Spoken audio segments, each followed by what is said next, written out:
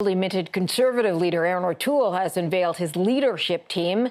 Among the high-profile appointments, Candace Bergen, who will serve as deputy leader.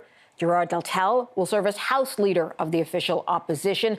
Blake Richards, Chief Opposition Whip. Tom Kimmeck will remain as Conservative National Caucus Chair.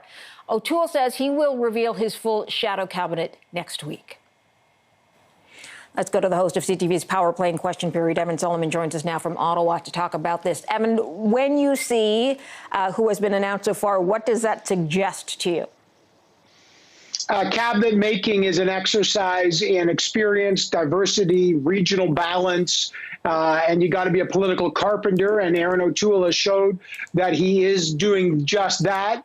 Candace Bergen is an experienced woman, an experienced MP. She knows the House. She has the respect of the party. People are very pleased inside the party that she's a deputy leader. Then you've got other folks there, and I think the one that really stands out to me is Eric Duncan. He's the first openly gay Conservative MP. He was a rookie in, I think, 2015. Incredibly bright, articulate guy, very effective, was left out essentially from the sheer shadow cabinet last time.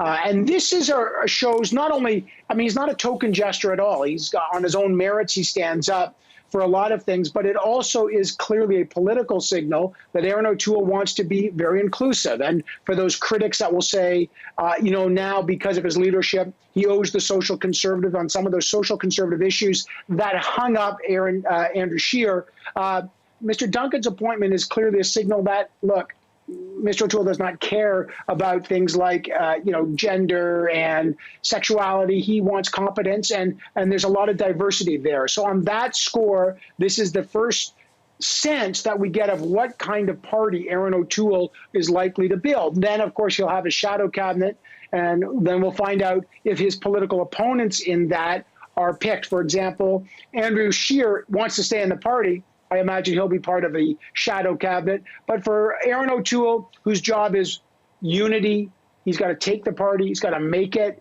in his own fashion. He's got to show that he's got deep bench strength. And then he's got to show that he's proposing, not just opposing. And that's what he talked about today. Okay. He also spoke about, of course, the things that he wants to tackle. COVID, of course, post-pandemic, how to rebuild the country. But Western alienation is a big one for him as well. So who on his team so far is best positioned to deal with that? Well, Tim Upples, Alberta MP, and Candace Bergen is from the West as well. Look, the Conservatives don't have a Western alienation problem. Right? The Liberals are shut out in provinces like Alberta and Saskatchewan. So this is something, by saying that, it's a real issue in our country, and that is part of the strength of the Conservative Party because they're very, very strong.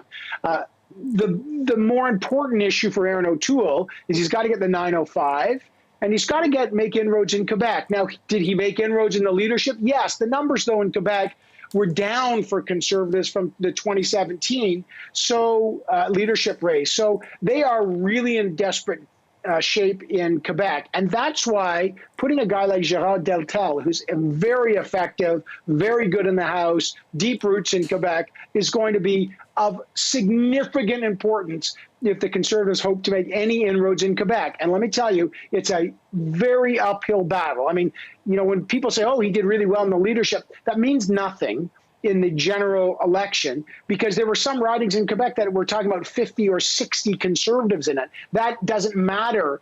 It matters a lot in a leadership race where the points in every riding, as you and I both know, matter, but doesn't matter in a general election. So Deltel's job as his Quebec lieutenant is massively important to Erin O'Toole. Got it. Evan Solomon, that's all we have time for. Thanks for stopping by. We'll catch up again soon. And Power Play with Evan Solomon returns on Tuesday, September 8th, 5 p.m. Eastern Time, 2 p.m.